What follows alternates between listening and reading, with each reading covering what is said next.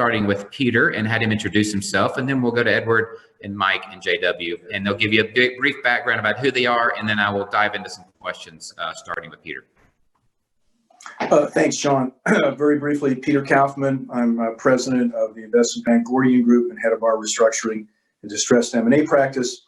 We have in the energy space a joint venture with Seaport Global, cleverly entitled Seaport Gordian Energy, and that's it. I'm gonna send the first question toward Peter. There's been a lot of stress and distress in the oil and gas business over the last 5 years. It seems to really have accelerated this year because of the Saudi kind of OPEC plus kind of price war in March and the COVID implications. And we know that debt holders are out there circling a lot of these companies and trying to decide what to do. But I know that you've worked closely with a lot of equity holders and kind of boards and sponsors looking out for old equity. So can you give us some kind of special considerations that equity needs to be mindful of in stressed and distressed situations? Sure. And what I'm about to say really isn't specific to the energy space. It's a little broader than that. But what we do as an investment bank at Gordian and Seaport Gordian is we advise boards of directors of public companies and sponsors and their portfolio companies who are interested in helping out old equity, even when there isn't enough value to go around. So our mission in life is to upend the strict priority waterfall. So, how do you do that? Old equity has to always be mindful that they have two things until they don't. Number one is control.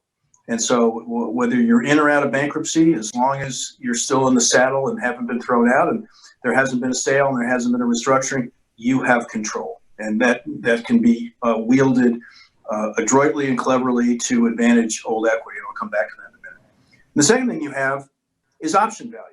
Option value is, time and volatility. And so the more volatile the asset and the longer time frame old equity can have some claim on that, the better off they're going to be. So we always counsel our shareholder clients, for example, or our boards interested in looking out for them. If the creditors want to see a sale, we're going to hold up a sale unless old equity is getting a piece of consideration from $1, even if the creditors are not coming out whole. So there's a myriad of strategies that can be employed depending on the situation, but old equity should not, in our view, it's against our religion for old equity to say, oh my gosh, the strict priority waterfall value doesn't get to me, so we're just going to wring our hands and turn over the keys. Yeah, so there's a real issue with valuation these days. In the last downturn, kind of after 15, 16, there was enough money to cover the first lien, and then there was some money left for kind of other people in the debt stack, and that left some money for equity. But really coming up with what is a fair valuation is kind of one of the major questions that people have. So Peter, why don't you give us some of your thoughts on how do you come up with a fair valuation so that old equity might actually get something versus kind of the other kind of components of the debt stack? Well, let me say how I think valuation has changed in this cycle.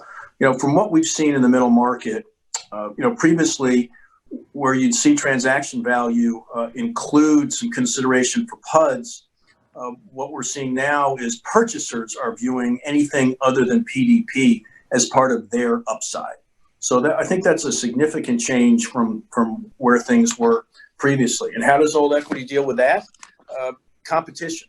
Competition is the spice of life in a lot of things, and certainly here, because we can sit here today and opine about value, but what really matters is what the market says if you're in a sale transaction.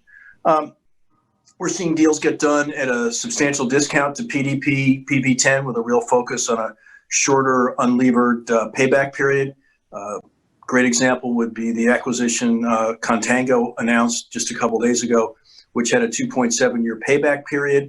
And underwriting metrics for lenders in this space have tightened. Traditional secured lenders are looking for 1.5 to 2 times asset coverage, with high yield moving closer to one times.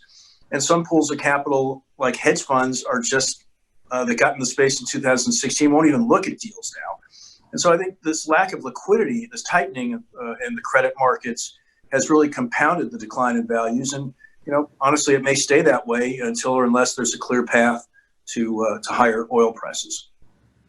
Got it. Thank you for that. Maybe we can switch gears a little bit